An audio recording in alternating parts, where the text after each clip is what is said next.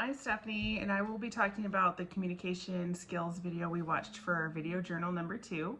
Leo talks about why communication is so important and that without it, we will have problems in our intimate relationships and have problems at work.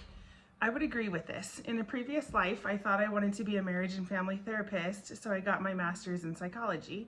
We spent a lot of time talking about communication and how important it is.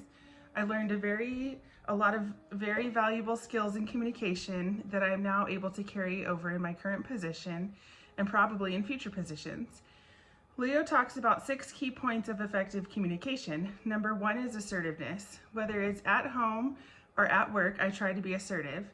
I wasn't always that way. I used to be more passive, but as I have learned more about communication and been in this leadership role that I'm in now, I have had to become more assertive. Assertive doesn't mean getting my way all the time. It just means setting a foundation of how things could get done and making sure that they do.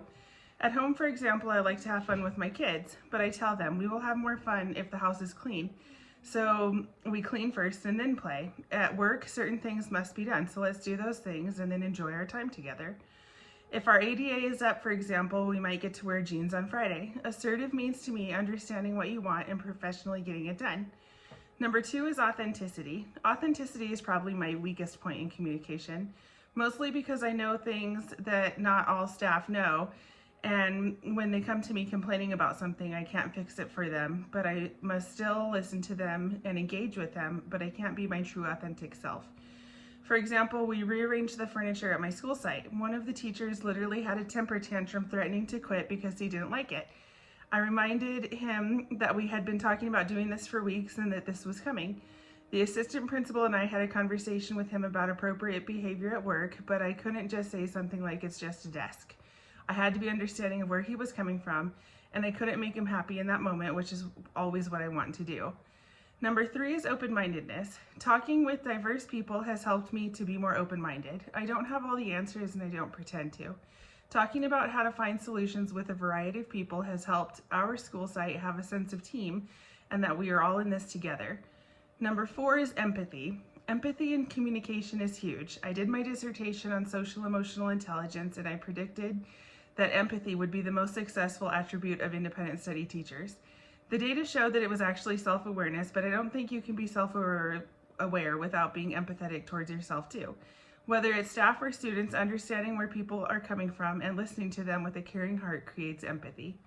Number 5 is clarity. Clarity is another skill I could probably work on because I talk fast and usually say what needs to be said and then I'm ready to move on. But some people have questions or need more information, and I have learned to roll with that since I became an administrator. Number 6 is listening skills. Listening skills allows me to look for nonverbal communication in addition to what someone is saying. Tone, word choice, and expression are very important when you are listening to someone. One of the things I learned with our most recent school site rearrangement was that even though the teacher said he was fine with the coming rearrangement, when it came down to it, he wasn't. His nonverbal language, his tone, and what he did say communicated a whole other message. When I ask someone how they are doing and they say fine, but they seem to be down or stressed, I ask other clarifying questions, and most of the time they just need to be heard. Communication is essential whether it is at home or work. I look forward to becoming a better administrator and improving on my weak points. I'm also proud of what strengths I have in communication. It's a necessary form of life.